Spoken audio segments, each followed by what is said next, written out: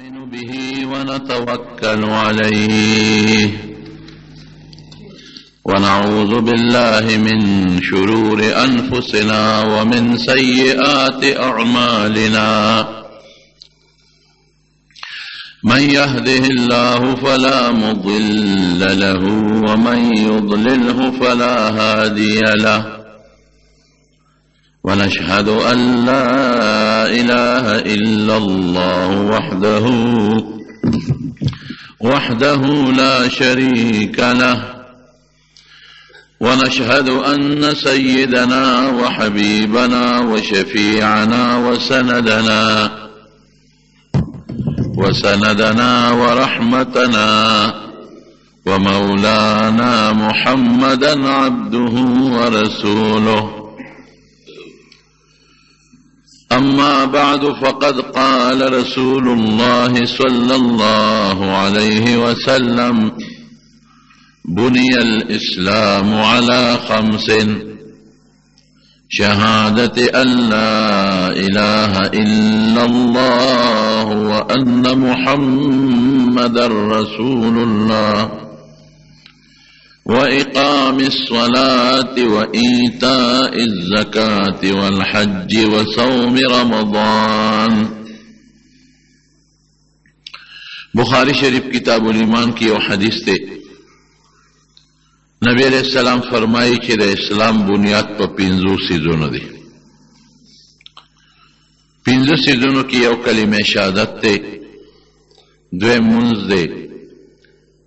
دریم روجہ دا، سلورم زکاة و 5م حج دا بیت اللہ. دا صحابو دا پویولو دا پارا نبی علیہ السلام دا دی اسلام یو مثال ورکی دا خیمے سرا، لکه څنګه چې یو خیمه او د هغې 15 ستنې وي.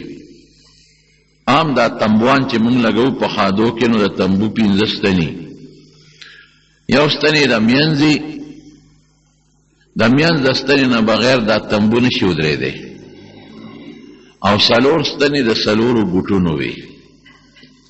یو ګوټ کې ستنې په بله کې مې بله کې که د دې تنبو د منځ دا ستنې نو دا تنبو او دا خیمه به بلکل ونه درېږي، دا به لاندې غورځېږي. خو که د منځ ستنې وي او د غاړو ستنې ني، نو تنبو به وي، غورځېږي به نه، خو ناقص به وي، نیمګړی به وي. کم ګوټ ته چې کومه ستنه ني، هغه ګوټ به ناقص وي، هغه ګوټ به نیمګړی وي. دارنګې د اسلام دا تنبو او خیمه دام 15 ستنې دي. د میان ستن د دې کلمې شهادت ته اشهد ان لا اله الا الله واشهد ان محمدا عبده ورسوله، یا اشهد ان محمدا رسول الله. دا د میان ستن د کدا ستنې کلمې شهادت نو د اسلام کوټه او خیمه دا نشي پاتې کېدی، جوړېدی نشي. او که د ایمان او د اسلام د دې کوټې د منځ دا ستن وي او د غاړو ستنې ني، مونځ نه کوي سړی، روژه نه نیسي، حج نه کوي په فرض دی، زکات نه ورکوي په فرض دی، نو یاره د اسلام کوټه به خدا به ناقصي، نیمګړې به. د منځ دا کوټه نبی علیہ السلام کلمه شهادت وګرځو. کلمه شهادت زمارونو 2 کلمې دي. یو کلمه ده د دې خبرې چې مونږ وایو اشهد ان لا اله الا الله، او بل اشهد ان محمد رسول الله. په دې 2 کلمو کې زمونږ چې څومره بنیادی عقیدې دي ټولې پکې پرتې دي. د دې دا مطلب نه دی چې سړی بس ووایي چې الله یو دی، شریک نه لري، او نبی علیہ السلام مې دومره ومنه چې د الله یو برګزیده پیغمبر دی، الله دنیا ته لېږلی دی، بس داسې نه ده. مونږ چې وایو اشهد ان لا اله الا الله، دې کې ډېرې دننه خبرې پرتې دي. یو خبره پکې دا ده چې زه وایم الله یو دی، معبود برحق بید الله نه بل څوک نشته، نو یو خو مې د الله وجود ومنم چې الله شته. ډېر خلک د خدای وجود نه مني، دویم دا چې د الله یو دی دو نه دي په ذات کې یو دی دو خدایان نشتا او په صفاتو کې د الله تعالی وحدانیت او وحدت ته چې د الله کوم ښکلي صفتونه دي دا د بل چا نشتا او په کارونو کې چې الله کوم نظام چلی او کوم کارونه کوي کوم نور راخیږي کوم سپومې راخیږي کوم ستوري پیدا کړي دي کم باران کوي او کم زول طوفان راولي او زلزلې راولي او د بوټو نظام چلی د وچې نظام چلی د دریابونو چلی داسې بل څوک نشي چلولی په ذات کې او په صفتونو کې او په کارونو کې ټولو کې الله یک تنها یو دی دی کې د خدای برابر او مثل څوک نشتا او نه الله په خپل کار چلولو کې بل چاته محتاج دی چاته محتاج هم نه دی الله دی معبود ومانه چې د عبادت لایق صرف الله دی ګورې بل څوک نه دی دام پکې راغله الله دی د ډېر لوی طاقت خاوند ومانه لکه معبود هغه څوک دي چې هغه د طاقت خاوند دي سر هغه چاته خلق لګی چې هغه د لوی طاقت خاوند مني د الله لوی قدرت او طاقت ته مومنه او د الله لوی علم دې مومنه سر خلق هغه چاته ښکته کوي چې د دا یقیني چې دې ما د شر نه بچ کولی شي او مال خیر را رسول شي نو دا هغه ذاتی چې هغه د انسان په شر او په خیر پوهیږي علم دې ومنه قدرت دې ولا ومنه وجود دې ولا ومنه جون دې ولا ومنه چې الله حیاتم لري جندم منی او اراده دې ومنله چې دې په خپل اراده ما رانیویم شي دا د الله صفتونه دي او اورېدل دې ولا ومنل ځکه چې زما معبود دی او زه ورته چغې وام خو زما خبره اوري لیدل دې ولا ومنل چې الله ما ویني مخلوق ویني هم ولې ځکه چې زه د عبادت کوم معنی نه زما د عبادت څه پیدا شوه چې زما خبره نوري زما د عبادت څه پیدا شوه چې په ما علم نشته پوهه نشته زما د عبادت څه پیدا شوه علم هم شته اورېدلم کوي لیدلم کوي او چې په ما طاقت نی نو څه کار مې دی چې سر ورته په ځمکه لګوم نه طاقت قدرت دی ولا ومنه او د ارادې خاوند دی که اراده یې نی د یو کار نو بیا زما کار سره چې سرونه ښکته کوم چغې ورته وام نو اراده دې مولا ومنله قدرت او طاقت دې مولا ومنه او ذات دې ولا ومنه دا ټول عقیدې په دې کې راغلې د مکې مشرکانو بعضې نه منلې هغوی دا مطلب نو چې دوه خدایان دي دا نشته په مخ د ځمکه داسې یو وړه غوندې ډله که چته ایبه خو مستقل په دې هېڅوک هم نه دي قایل چې خدایان دوه دي نیمه خدای چلی او نیمه بل څوک چلی لو کان فیهما آلهة الا الله لفسدتا الله وایي که په مخ په دې ځمکه اسمانونو کې دوه خدایان وي لوی هنګامه به جوړه وه فساد به راغلی وي یو خدای به وي د انور زه راخېجومه بل به وی زه راخېجوم لوی مصیبت به جوړ شوی یو خدای به وی د بصرې که کنه تا دونه موده د مشرق نه راوخېجو اوس یې ما ته پرې زیره دی بل طرف نه راخېجوم ده به وی نه زه داسې زه داسې لوی هنګامه به جوړه وه یو به وی زه دې پلانکي له زوی ورکوم بل به وی نه لور والا ورکوم نو په یو وخت کې نه زوی یو پیدا کېدی شي دواړه نشي پیدا کېدی فساد به جوړو مصیبت به جوړو دین الله وی چې دوه خدایان خو بالکل نشته خو د مکې د مشرکانو دا خو هغه ضمني ورته بیانوي الله چې الله یو دی ګورې شریک نه لري خو د مکې مشرکانو به څه وی هغوی نه به چېرې تپوس وکړو لئن سألتهم من خلق السماوات والارض د اسمان او ځمکه چا پیدا کړي دي هغوی به څه وی لیقولن الله د الله پیدا کړي دي ګوره الله غیم مانا که دا تپوس برته وکړو من نزل من السماء ماء اسمان نه دا باران څوک کوي هغوی به بیا وي الله کوي که دا تپوس برته وکړو چې زمونږ دا قادر مطلق ذات څوک دی بیا به وي چې الله دی ښه نو دې بوتانو ته ولې سجدې کوئ چې هر کله باران الله کوي مخلوق الله پیدا کوي اسمان ځمکه الله پیدا کړي دي نو دې مورتو ته دې بوتانو ته ولې سجدې کوي نو قرآن کې الله وی زه نه ویم الله سوی ما نعبدهم الا ليقربونا الى الله زلفا دې ته موږ ځکه سجدې کوو دا د خدای د نیازبینو ډانچې دي دا د خدای د نیازبینو د پیغمبرانو د هغوی د بچو زمونږ د نیکانو صالحانو نقشې او بوتان دي نو چې دي ته وکړو نو په دې به مونږ الله ته به هم دوی نږدې کړي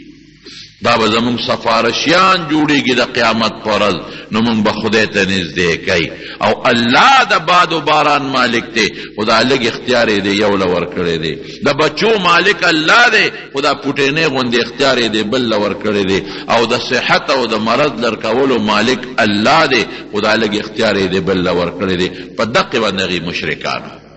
مله وجه نه دا نه چې ګنې اسمان یو پیدا کړ ځمکه بله پیدا کړې ده دا د هغوی سوچ و هغوی به شرک فی صفات ورته وایي الله تعالی چې کوم خاص صفتونه دی هغې بندله منل او زمونږ دا عقیده ده چې الله کوم خاص صفتونه دي دا صرف د الله دي دا د بنده نشي کېدی نه خدای کارونه چاته سپارلی دي دا خو فرشتو ته حکم یې ګور شه داسې وکړې په خپل عمل لا کولی شي خو مختار نه دی فرشتې سره خپل اختیار نشته چې تر څو الله ورته نه دي ویلي چې داسې وکړه اختیار نشتا لکه زمونږ چې څنګه دی بادشاهانو وزیرانو له اختیار ورکړي چې د دسخطۍ هم کوه دام کوه دام کوه دام کوه او پوره د هر څه نه خبردار دي داسې نشته فرشتې مثال د الله په در کې داسې دی چې بس حکم وکړي ورشه هغه کار وکړه مه کوه وکړه د هغه ته پته نشته چې پلانکې به کله پیدا کېږي او کله به مري دا پته نشته چې باران به کله کېږي او کله به بندېږي دې نه الله خبردار الله فرشتو کارونو ته محتاج نه دی او بعض نظام د فرشتو په ذریعه کې او انسان خو مکلف دی د الله په احکاماتو دله خو جنت او دوزخ دی الله مقرر کړي دي دی خو الله ته سرنګون د عبادت به کوي دی د خدای په کار کې نشي شریکېدی دغه کلمه شهادت د میانستن ده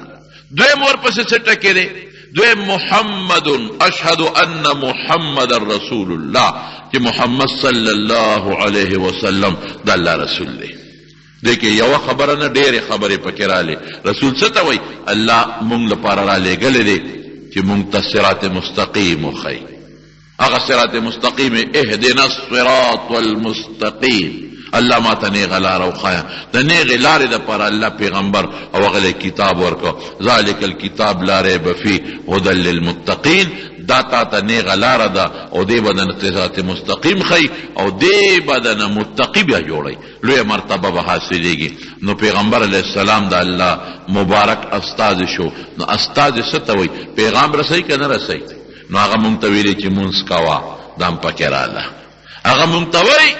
چې اودس کوه مانځه نه مخکې هغه وایي زکات ورکوه چې مالدارې هغه وایي حج کوه سې قرآن کې د الله الفاظ مونږ ته رسوي او څه د پیغمبر علیه السلام خپله وحی ده زکات ورکوه او زه پیغمبر یم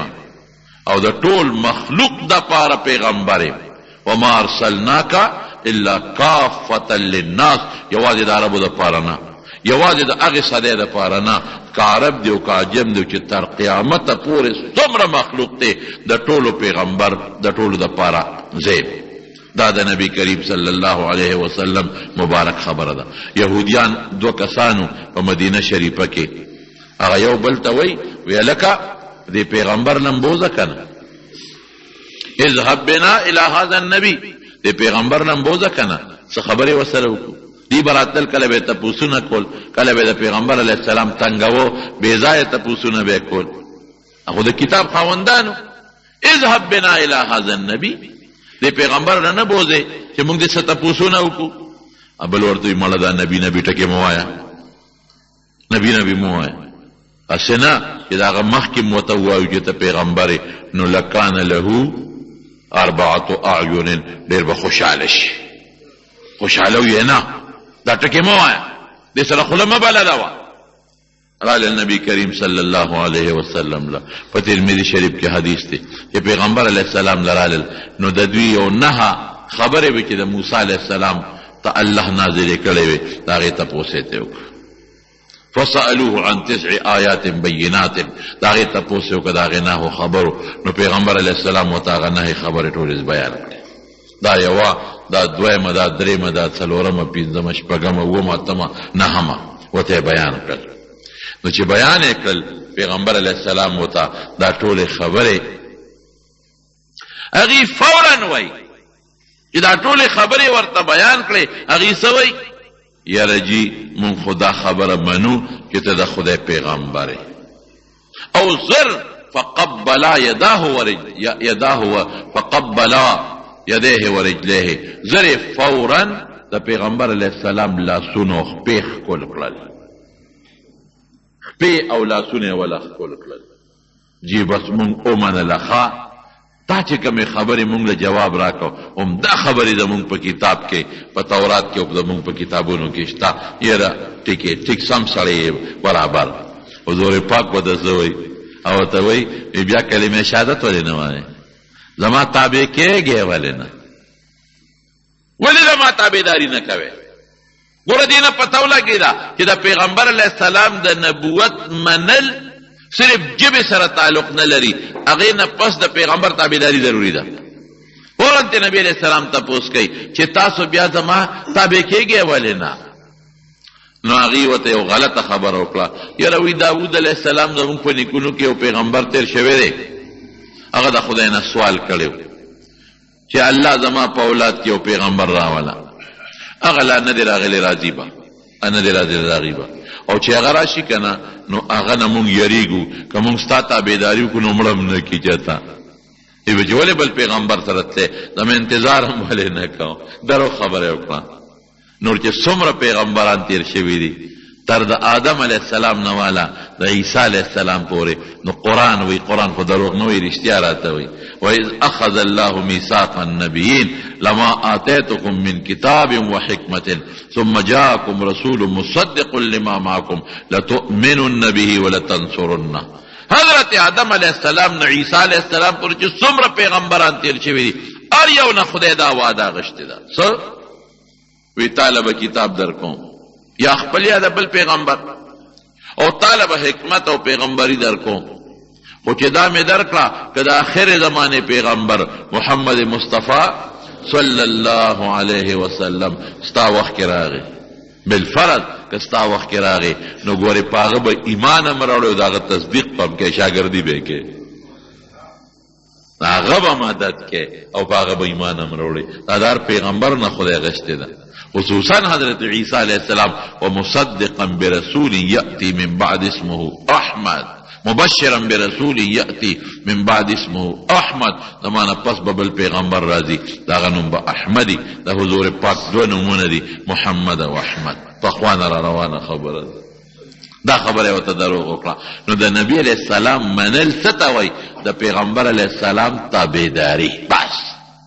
چې د هغه تابعداري وکړي. هغې خو اشهد انک نبی مونږ ګوی کوو چې ته پیغمبر یې، او لاس خپې وله ښکل کړل.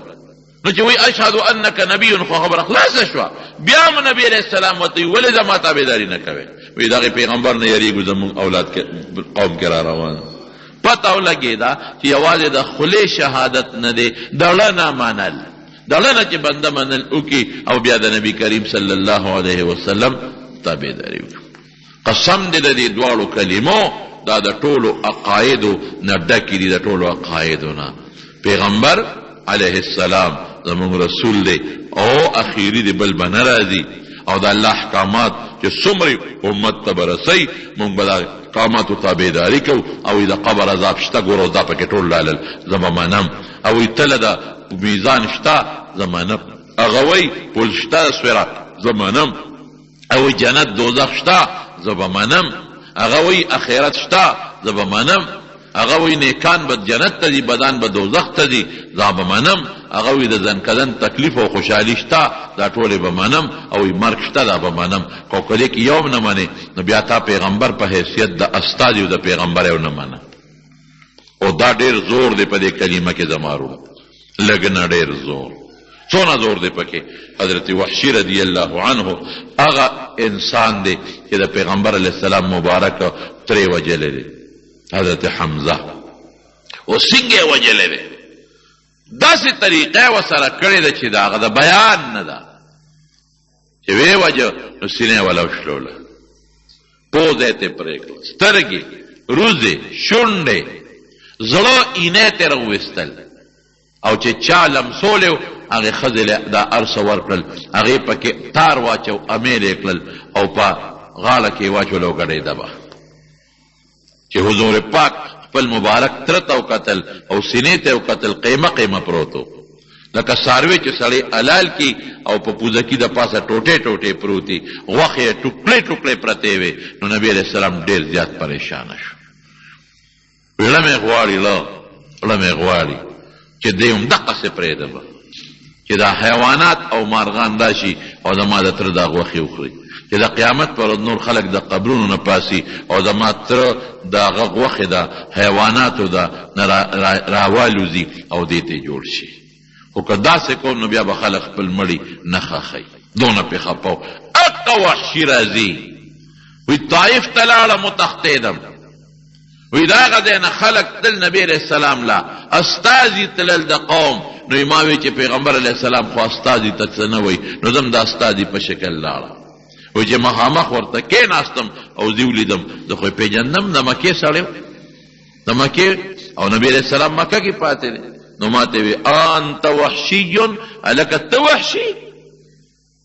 ما وی نعم او زه وحشي.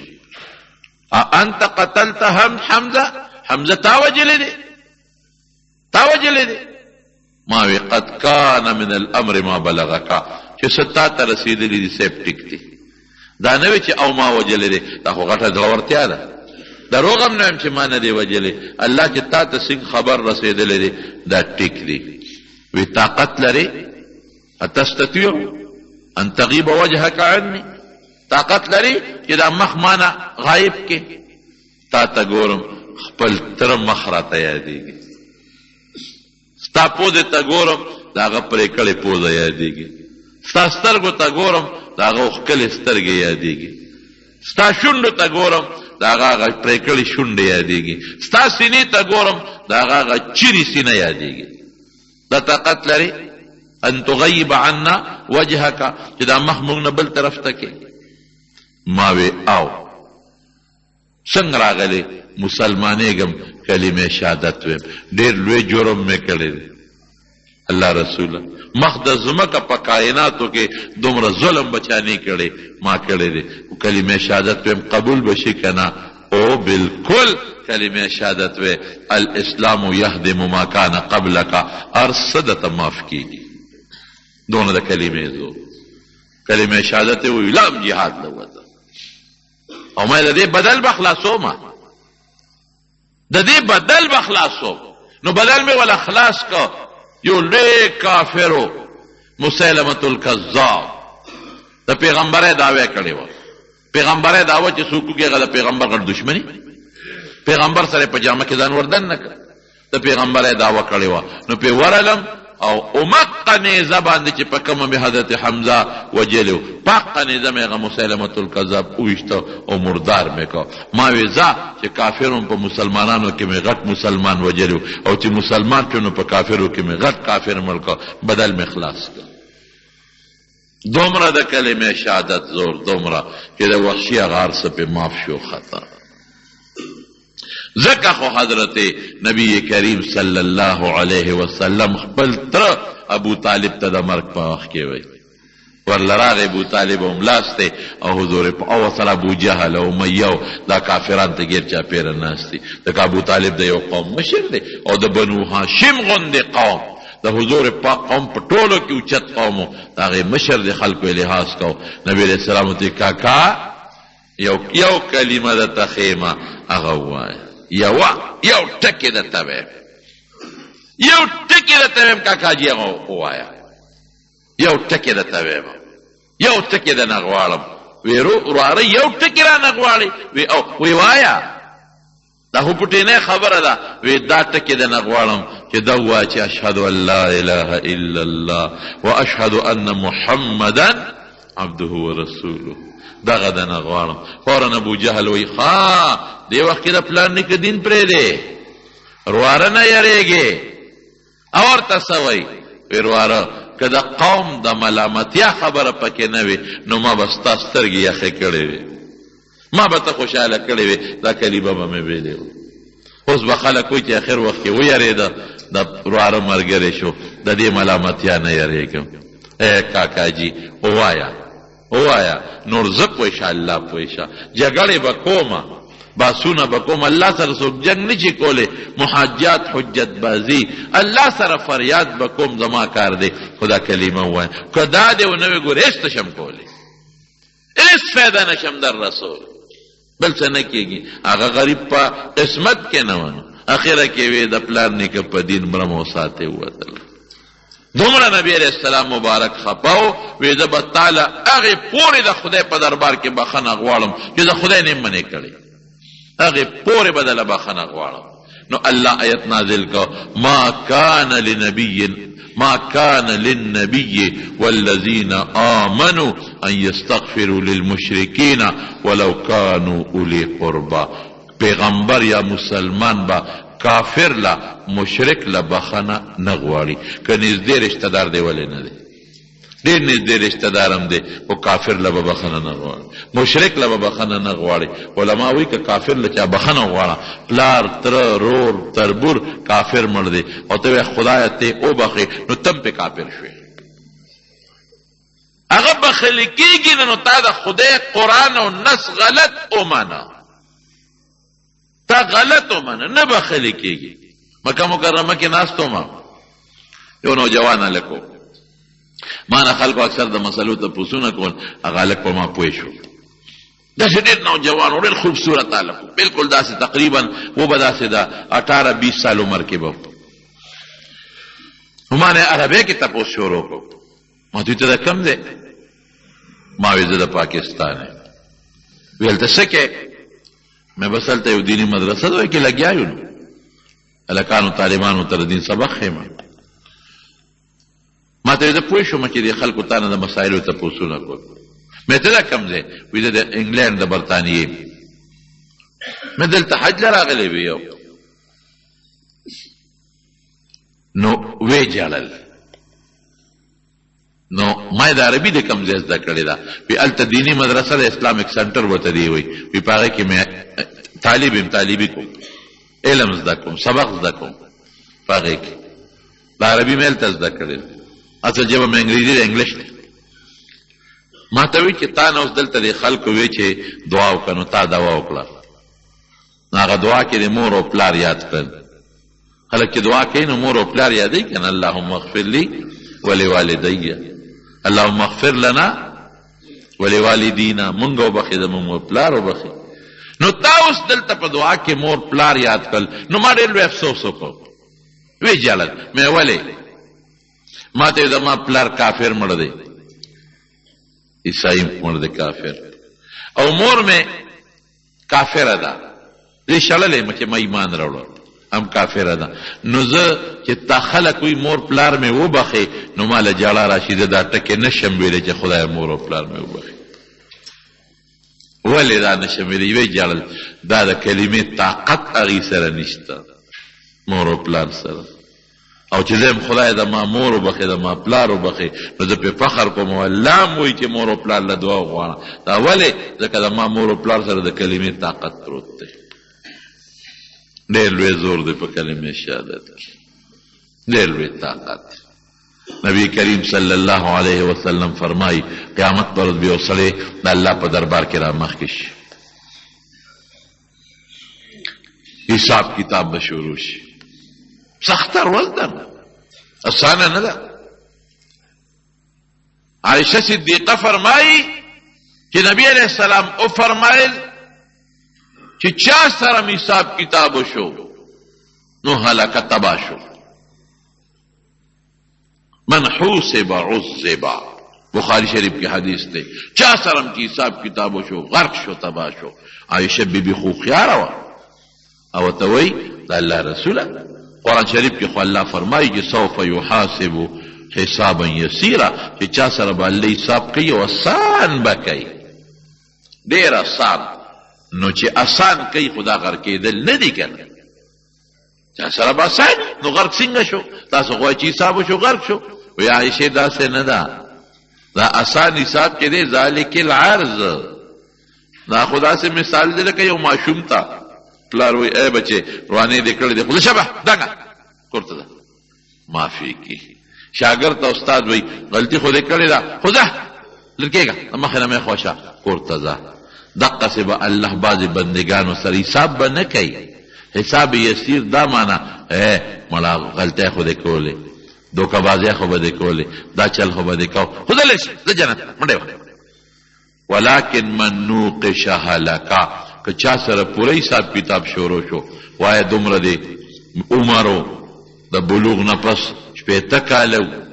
څونه منځونه در باندې فرض و څومره دې کړي دي او څنګه دې کړي دي، زکات څونه فرض و څونه دې ورکړي دي، حج فرض و ولې دې نه دې کړي، روژه فرض و ولې دې نه ده کړي، ګناه نه مې منې کړی ولې دا ګناه کړې ده. چې دا حساب کتاب شروع شو پورا لکه څنګه چې یو دوست د دوست سره حساب کتاب کوي، یا شریکوال د شریکوال سره حساب کتاب کوي، یا رور د پلار په میراث کې بل رور سره حساب کتاب کوي، که دا قصه شروع کړه تباهي ده. بیا د الله د نعمتونو شکریه مونږ کم ځای ادا کولی شو. بس هم دی که د خدای د یو نعمت شکر ادا کړي، نورې خبرې خو لا رستو دي. موږ د خدای د ایمان چې را کړی د دې نعمت شکر نه شو ادا کولی، چې دا کمې روغې سترګې را کړي، د ښکلې مخ او عزت یې را کړی، ژوند یې را کړی دی. والله که د یو ویښته چې د مونږ په دا مخ او په دا سر ولاړ دي که د دې شکر یې ادا کړي، هله به راته پته ولګي چې د وجود دې ناجوړه شي. یو ګرده په څو پیسو بیا اخلي، یو سترګې پسې څونه منډې ترړې وې، یو اینه د معمولي غوندې خرابه شي ستنې درته ولیکي یا ګولۍ درته ولیکي په لکونو روپو والا بیا علاج کوي، او چې یو د زړه اپریشن درته ولیکي په هغې په لکونو روپۍ لګې. د خدای نعمت قدر به دقل ته پوهېږي. بیا مونږ ته خو د خدای دا نعمتونه هسې مفت یو سړی به د هغه ګناهونه دي او د هغه نیکۍ دي، یو کم سل دفتر د ګناه دی، یو کم سل، یو دفتر د نیکو.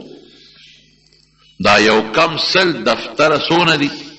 وی چې دا یو دفتر را خلاص کې او کولوی کې نو دومره ګناهونه دي چې دا ځمکې اسمانونه پیدا کېږي. یو دونه دی نو چې یو کم سلی ابه سونه دا به یو چابړي کې واچي، او دا یو دفتر بوله د نیکو په دې بل چابړي کې واچي. نو چې اوتللی شي نو نیکۍ به سپکې شي او بدۍ درنې شي، د باندې به آواز وشي چې دا د دوزخ ته روان کړي. هلته کې خو بیا ضمني او سپلیمنټري امتحان نشته. دویم بس چې ناکام شو دوزخ او چې کامیاب شو جنت، الله دې جنت ته بوځي. اعلان به وشي دا جنت دوزخ ته روان کړي، دی به دوزخ ته روان کړي. رب العالمین نه سپټ نه دی، خو دا د دې کلمې زور ښیي. الله به فرشتو ته آواز وکړي دا بنده ودروئ او به یې دروئ. چې به یې دروئ ای بنده دا کاغذ والا یو پوټې غوندې نیکي دې ومونږ سره وه، اده نه په وزن کې پاتې شوې ده، دا ورکه فرشتو له بیا ورشه چې دا دله بیا وتلي. دا پوټې کاغذ چې دله ورکي دی به وایي رب ما هذه البطاقه، دا پوټې کاغذ پکې څه شی دی، مع هذه السجلات د دومره دفترونو سره، د یو کم سل دفترو مقابله کې پوټې کاغذ دا څه شی دی. الله اوس به بیا په دې اتل د شلې زره قامه کې په ما چغه والي کېږي چې پلان کې دوزخ ته دی، دا خو بیا شرم دی. بس پرېږدوه دا پوټې. نه نه نه، لا ظلم الیوم، ظلم نشته نن بس. د دنیا بادشاهان ظلم کوي، دلته زه بادشاه یم، دلته ظلم نشته. واپس شو دی غریب به بیا را واپس شي، مایوسه به بیا به ولا هغه د ګناه دفتر په یو چابړي کې واچوي او دا پوټینې کاغذ به توضع فی کفة اخرى په هغه بل کې به واچوي چې ویې تلي اوس نیکۍ به درنې شي او ګناه به سپکه شي. او ما خو یې پوټې کاغذ دی، کاغذ کې خو ډېر لوی زور دی، دا خو زما نیکۍ درنې شو ګناه مې سپکه شوه، څومره به خوشحالي. الله به فرشتې به اعلان وکړي چې دا سړي د دوزخ په ځای جنت ته روان شي. سړی خوشحاله دی، خدای خوب یې نیم کسه چلو شو. یا الله دا کاغذ څه شی دی، دا داسې دی، دا دې سره خو زما زه غم نه خلاص شم، دوزخ نه خلاص شم. او ورونو ګوره د قیامت ورځ دا دوزخ به رانږدې شي، د حساب کتاب دې میدان ته رانږدې به شي، او چې هغه کوم غرار کوي دوزخ او کوم یې غرغنډې کوي، دا محشر والا به ورته په دا خپلو سترګو ګوري. داسې وړه خبره نه ده، دا دا دوزخ به خالی غرغنډې هم نه وي الله ته مساته یوم نقول لجهنم هل امتلأت ډک شوې الله به آواز ولا ورکړي ډک شوې فیقول هل من مزید نور شته ډک نیمه نور شته او د یو دوزخی وجود بسونی نبی کریم صلی الله علیه وسلم فرمایی وی غاخ به د احد د غر عمری 22 د احد غرونه یو ځای کا دا په خله شو او چې ناس ته به سونی ما بین مکه و جده اتصل وی میله کې به ناشتي ناس ولا خبره نه ده د دوزخ اور تیز دی چې را خوند وسکی الله او شپږ میله او 9 میله کې بزان پسې په دوزخ کې جبر راکاږي فرسخین او 3 فراسخه شپږ میله او 9 میله کې به جبر راکاږي او په دا جبه بوله دوزخیان خپېږ دي یو بل په جبو بخیږي سپېچې څنګه جبه بار روباسي ډېرې سختې خطرناکې مرحلې را روانې دي د دنیا په دې جن او په دې معمولي غوندې خوشحالو مونږ خیرت تباه او برباد کړه مستی ده او مستی ده مستی دا عقیده مونږ نه په خپله ومنله د زړه نه د عقیدې سره چې کوم لوازمات دي مونږ ونه منل لکه چې تاسو د زوی له واده کوئ نو دا واده خو صرف دې ته نه وي چې لاړ شي او ښځه د مټه ونیسي او کور ته یې راولي واده خو دغه دی لیکن صاحبه لوازمات شته که نشته کور به جوړی زوی ده ښځې له به انګور له به کالې کې انګور له به جامې کې سنت دي جامې به ولکې مهر به ورکې ولیمه به کې سنت ده د واده نه مخکې تلل به کې د دنیا لوازمات دي لوازمات خامخا به کې مهر لازم دی نکاح لازمه ده که مهر دی ورنکو نکاح دی ورنکړه قصه دی خرابه ده نشي کولی ښځه بعضې لوازمات داري چې خامخا به کې لازمن به کې یا مونځ چې مونږ کوو که یو سړی نیغ د خوبه راپاڅېد او سترګې مږي او دلته جومات ته راغی او خوب د رکعتونو کې خو یاره اودس یې نه دی کړی ته ووایه مونځ کېږي نه دې سره دا لازمه ده چې مخکې به اودس کې دا لازمه خبره ده چې مخکې به اودس کې که اودس دې ونه کړه نو ته د سار نه شروع شو نور خطو پورې خو اوږده رکعتونه وکړه نو بجای د دې چې ثواب دې وشي نو ګناه به دې وشي دا لازمه خبره لوازمات دي دا قرنګ دي کلمه شهادت سره ډېر لوازمات دي مونږ چې ډاکټر له لاړ شو چې زما بلډ پریشر دی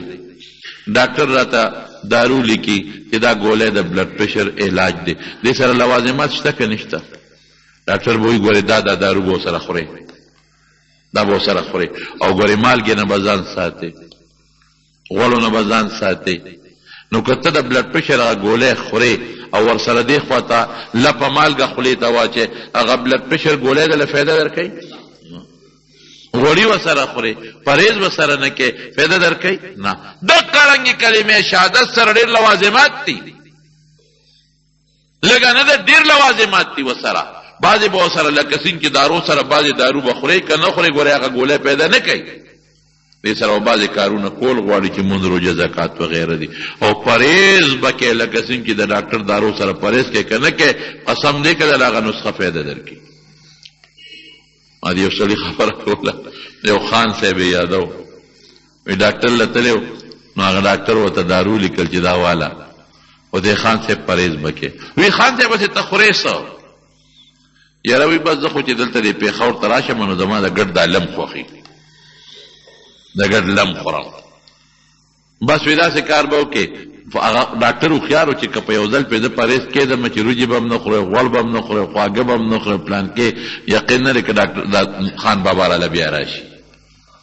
نو راشه ورو په طریقه او هوښیار ډاکټر هم دا چې سړی په طریقه پوه کړي لږ دې ضمن کې یو واقع را یاده شوه مولانا اشرف علي تانوي مولانا رشید احمد گنگوهی رحمت الله علیه غالبا که څوک زموږ د اکابرو د دیوبند کې یو کس هغه یو سړی راغی چې څنګه راغی نو هغه اپیم خوړل دا مرید دی وی ته څه کوې؟ وی صاحب زه پیم خورم. وی داسې به وکړې چې نیم به خورې، نیم خوره، بیا به ماله راځي نیم خوره، څومره چې دی خوړل نیم خوره. مطلب یې دا وکړه زه پرې غونډه پیم بند کړم نو دی بیا نه راځي. ځکه پیم په یو ځل پرېښودل اسان کار نه دی، ګران کار دی. نو نسوار په خلکو پرې نه ښودله، پیم به پې څنګه پرېږدي. نو هغه ورته نیم خوره. چې هغه مرید یې څنګه لاړه، هغه ویې که دا شیخ خو که نه دا نیم بیا راباندې نه بندول، دا شیخ نه دی، غونډه یې پرېښودل. اوس د هغې دا مطلب نو چې نیم جیز دی او ټول جیز نه دی، خو د هغه مطلب دا چې په طریقه پې دا شی بند کړمه نو دی به ټیک شي. که غونډ بندومه نو ناجوړه به شي، مړ رانه نه شي او یا باډو راځي نه.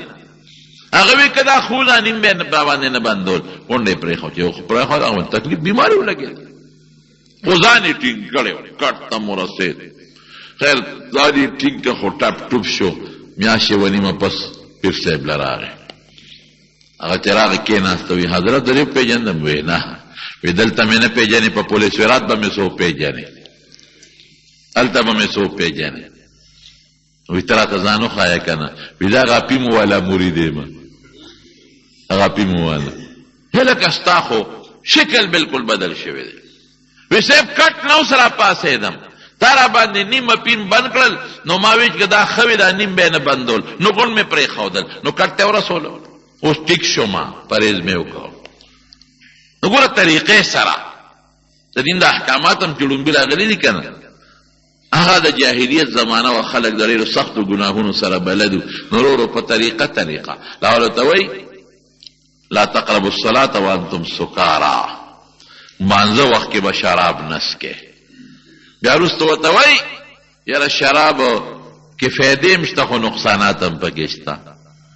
لاول ورته دا وایي، بیا ورته څه وایي؟ وی بس فجتنبوه، اوس ځان ساته. ورې هغه دور اوس نه دی ښه، اوس پکې دا حکمتونه نشته، اوس ټس چې څه حرام دي د هغې نه به په اوله ورځ ځان ساتې. خو لومبۍ زمانه وه، جاهلیت دور و، خلک دغه سختو ګناهونو سره بلد وو. اوس خو د مور پلار نه سوچه پیدا مسلمانې، ماحول د مسلمانۍ دی. بهر کې خبره مې دې پورې کوله چې څه مې ویې نو اگر ناخان بابا ته وایي چې لم مخوره، مطلب چې نن به پې دا بند کم سبا بل. هغه ډرایور ته وایي داسې کار وکړه چې دارو شروع کومه، یو لپه خو مې ته وام چول، خو زه ته دې شوبې له ورشه را باندې دا ګډ بند که چې نن اخیري ورځ ده چې ویې خورو. ګاډي شوبې ته ورته وکړو، 1 کیلو 2 کیلو لم پوخ که دارو مې شروع کړی دی. دکاندار ته وایي او غالبا چې نن مې د دې ګډ د لم اخیري ورځ د بیا را باندې ډاکټر بند که، وخې به خورو خو دا به نه خورو. لم یې خوړ چې ناګومان ته راورسېد، په ناګومان کې مړ شو په موټر کې، سر یې خوړ. خبره دا ده زمارونو چې پرهیز ضروري شی دی. تا د ډاکټر وي دا دارو خو نو ته به پرهیز خامخا ښایي، لازمن به ښایي. نو دا د ګناهونه، دا د پرهیز څیزونه دي مونږ ته منې کړي یو. پیسو نه ښه شی دی، د پیو نه ښه شی شته نه. نبی علیه السلام فرمایي وی که بل نعمت استعمال کړو دا ووایه چې خدای د دې نه بهتر راکړي. سیو دې وخوړه الله د دې نه بهتر راکړي، کیله دې وخوړه الله دې نه بهتر راکړي، دا دعا وکړه. غوښه دې وخوړه، چرګ دې وخوړه، پولو، وی الله د دې نه بهتر شی راکړي. خو که پی دې وڅکل دا به نه وی چې د دې نه بهتر راکړي، د دې نه بهتر شته نه، دا به وی چې الله دې کې راله برکت واچوه.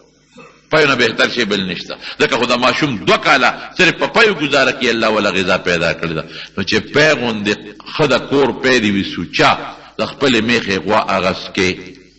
خو دې خوا د یو پوټې غوندې د غنم د دارې عمره زهر په دا پیو کې ور واچول.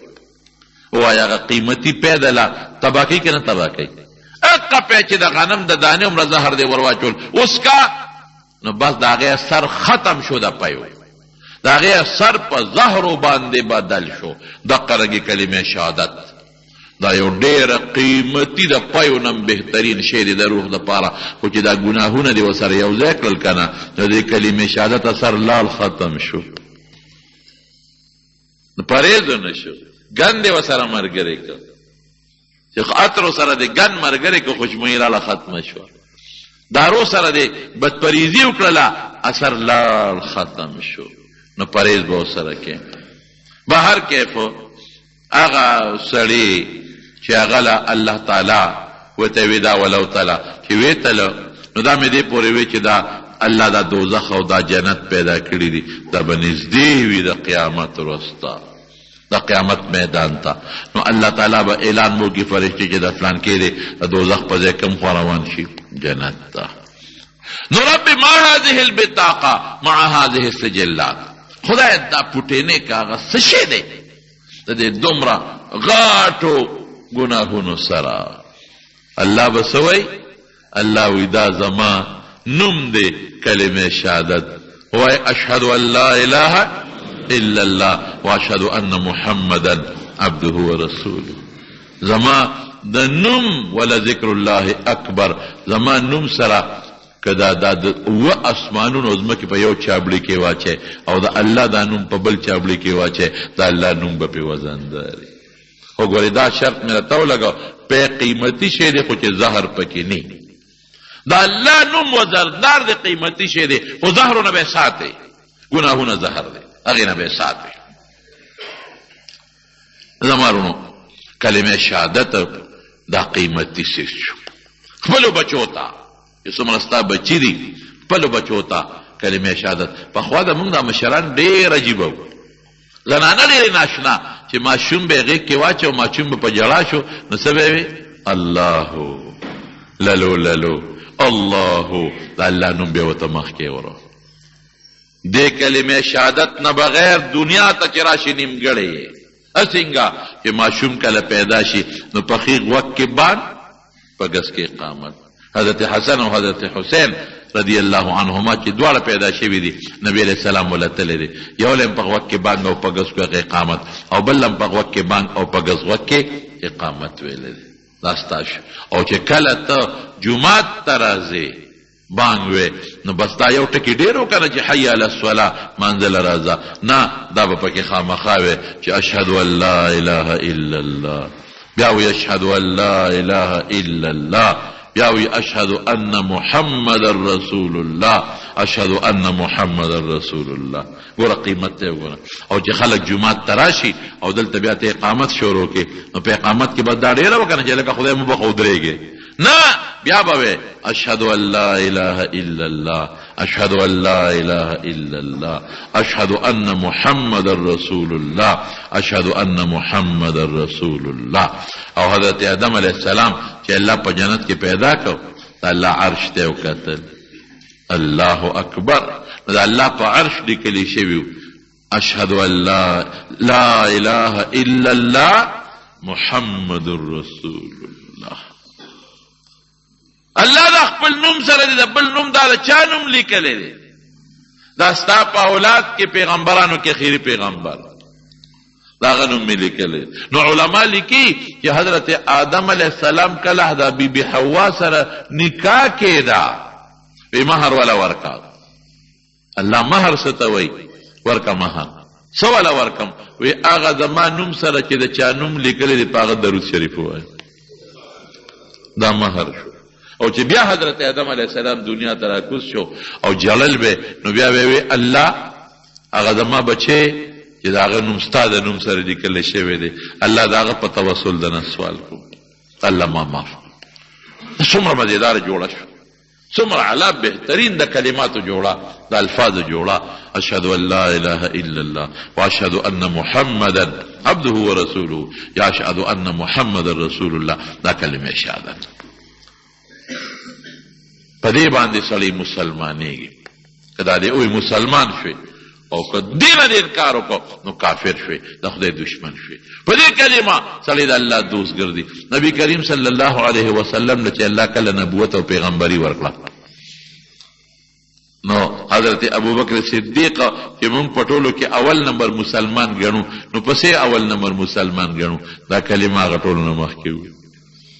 او په ښځو کې چې حضرت خدیجه رضی الله تعالی عنها موږ اول نمبر مسلمانه ګڼو پسې یې ګڼو دا کلمه شهادت وي. او په هلکانو کې نابالغو کې چې موږ اول نمبر مسلمان حضرت علی رضی الله عنه ګڼو نو پسې یې ګڼو دا کلمه شهادت یې مخکې وي. او په غلامانو کې چې حضرت زید بن حارثه رضی الله عنه موږ لومبي مسلمان ګڼو نو ولې موږ لومبي مسلمان ګڼو په دې وجه چې دا کلمه شهادت وي. او که ابو لهب ته مونږ د خدای دشمن وایو او ابو جهل ته د خدای غټ دشمن وایو، په څه وجه ورته وایو؟ پیغمبر هم در سیاسي روانه نه وه، د بادشاه روانه خو نه وه. حضور پاک له جرګه راوسته ابو طالب، له جرګه د مکې د اشرافو د مشرانو جرګې راوسته که ښځه غواړي مونږ ورکوو. قوم خاوند مونږ له فخر د چا په لور ګوتی کړي؟ یوه نه چې څوک خوښوي بادشاهي غواړي اوس یې مشر کوو، مال غواړي چې څومره غواړي ولې ورکوو. جګړه نه په مال ده، نه سیاست ته، او نه جګړه په منډۍ ده، او نه په بادشاه ده، او نه په ښځه ده. جنګ په څه دی؟ په دغه کلمه. ابو طالب نبی علیہ السلام راغوښت، وراره بس د قوم مقابله نوره ګرانه ده، قوم د باقي خفه کېږي او غم جوړېږي. او تا نه منې کوي، تا هیڅ بالکل نه منې کوي، ته د خپل کار کوه خو ردي دا خدایان مه چېړه، د دوی دین مه چېړه. الله نبی علیہ السلام مبارک سترګو کې اوښکې وګرځېدې، خفه شو. ځکه دی سوچ راغی چې کاکاجي مې رانه جوړ لاسلي، یوازې پاتې کېږم. نو ویې ژړل او څه وایي ورته؟ وی کاکاجي دا خو لا ښځه ده او بادشاهي ده او مال دی، که دا ټول قوم غون شي او پر یو لاس کې راته سپومی کېدي او پر یې بل کې راته انور کېدي چې دا کمه کلمه ما ته الله ویلې ده، قسم دی که دې نه واوړم. خیر دی کاکاجي، که ته د قوم نه تنګې تا نه ګیله نه کومه، زه بس ټیک شو، الله مې سره ده، ته نه الله خو سره شته که نه. او روان شو. نو تره وله د هغې کافرو مخکې اواز ورکړ، وی دی خو راشه ستا څه خیال چې زه به دې یوازې پرېږدم چې څه دې خوښه یي کوله دې خلکو لاس خلاص، تر مرګه پورې به دې زه ملګری یم. هغه ابو طالب چې زه کله زما عقل دلته کار نه کوي، بس هغه ابو طالب چې د پیغمبر علیه السلام یې څومره مدد وکړ، څومره ډاډ یې وله ورکړه، او ورته پته وه چې رښتونی پیغمبر دی. ولقد علمت بان دین محمد من خیر ادیان البریة دینا، ما ته پته ده چې د پیغمبر علیه السلام دین د ټولو دینونو نه بهتر دی. زه خبر یم، خو کلمه شهادت په قسمت کې نو لاړ جهنم ته ورسېد. ځکه نبي علیه السلام مبارکه نه چا تپوس وکړه، وی ابو طالب خو به ستا دفاع کوله، ستا مدد یې کو، تا له منډې ترړې والې، څه فایده دې ورته رسولې ده؟ یو رکوټه فایده ورته رسېدلې ده، دا ده چې د قیامت په ورځ به دې خپو ته د اور سکروټ کې پرتې وي، ابه دونه ګرمي چې دماغ به خوټ کېږي، که زه نه وې جهنم لاندې طبقه کې به پروت، بچ نه شو د اور. ولی کلمه شهادت. ابو جهل د مکې سردار دی، او بدر کې چې کله مردار شو، عبدالله بن مسعود وی چې نبی علیہ السلام راته فرمایل، आवाज وکړو په څوک بلار شي دا خبر بروړي مالا، څوک بروړي مالا به خبر دا ابو جهل چې څه شو. وی چې ورلم نو لاشونو کې پروتو، خو یخ پخ پروتو، سر لاسې نشو لکولی، کې ودرېدم، یو ټوپ مې پې وو په سینه. څوک یې؟ مې زه عبدالله بن مسعود یم. او د پلان کې زویا دومره لوړه سینه به دې چا لیدي؟ وی ما ورته وی چې سر دې پرې کوم. څه پې کې؟ نبي علیہ السلام لوړه. وی ما ته وی چې سر مې پرې کې، نو لږ اوږد پرې کا، سینې سره جفت، چې زما سر په نورو سرونو کې پروت چې د سردار سر ښکاري. مې چې د ارمان خو دې پوره کوم، خو اوس دې د نبي علیہ السلام متعلق څه خیال دی؟ اوس خو ملګري ده نو تښتېده، یو کم او یا دغه دي مردار پراته دي، تا نه هم سر پرې کوم. وی ما ته وی چې په کومه ورځ د پیغمبرۍ دعوه کړې وه، او په هغه ورځ مې څومره بدي شو، نن مې هغسې بدي شي. دا ورته ووایم، دا د هغه کبر کلمه شهادت قسمت کې نو، سر مې ته پرې کړه او حضور پاک له مې یوړو. ته الله رسول هذا رأس عدو الله ابي جهل، دا د خدای د دشمن د ابو جهل سر دی. شکریه منځ وکړه نبي علیہ السلام، شکریه د الله دا کړه. دقه کلمه شهادت دا کامل شی دی که دا وا خو ډېره ښه ده خو د پریزونو نه به یې ګورې پرهیز به ورسره کې او که دا کلمې شهادت نه وه نو غرق یو غرق ځکه خو نبی کریم صلی الله علیه وسلم فرمایي من کان آخر کلامه لا اله الا الله دخل الجنه که آخر وخت کې دا کلمه د چا په خوله راله جنت ته به داخل شي آخر وخت کې به د چا په خوله راځي چې د دې کلمې سره ګورې پرهیز کړي هله به فایده درکوي آخر وخت کې به د چا په خولې دا کلمه راځي چې دې سره ژبه بلده کړي آخر وخت کې به د چا په خولې دا کلمه راځي چې د دې کلمې د دشمنانو ته خپل دشمن ویلي او که د کلمې دشمن ته خپل دوست وي او د کلمې سره ژبه بلده نه کړه او پرهیز یې ونه کړه بیا دې خدای خیر کړي رب العالمین دې زموږ آخر وخت کې په خولې کلمې شهادت نصیب کړي دعا وکړئ چې الله زموږ ایمان نصیب کړي الله ته زموږ آخر وخت کې کلمې شهادت نصیب کړي خدای په ژبه د دې کلمې ورد په دنیا کې په ژوند کې او په ځنکدن کې الله راولي خدای زموږ ایمان نصیب کړي خدای زموږ د زوال د ایمان نه وساتي خدای دې کلمې مبارکې سره ژبه بلده کړي الله د نبی علیہ السلام صحیح امتیان هم جوړ کړي الله د حضور پاک تابعدار هم جوړ کړي الله مونږ سوچه مسلمانان جوړ کړي خدای د کفر و شرک او نفاق نه وساتي بعضې دوستان بیماران دي دعا کوي چې الله تعالی ورله شفا ورکړي چې څوک قرضداران یې الله قرضونه اخلاص کړي الله زموږ د حلال و فراخه روزي نصیب کړي الله که چا اولاد نی ته ولا اولاد ورکړي خدای که د چا نارینه اولاد نی نارینه اولاد ولا ورکړي الله که څوک پریشان حال دي پریشانی په خوشحالو بدله کړي رب ذوالجلاله موږ د مخلوق د شر نه وساتي خدای د بې اتفاقو نه مو ساتي خدای د بې عزته روزې نه مو ساتي الله د نبي علیه السلام پر وړاندې شوي دین زموږ ژوند او زموږ مرګ نصیب کړي او الله آخر وخت کې په خولې دا کلمه نصیب کړي چې لا اله الا الله محمد رسول الله صلی الله علیه وسلم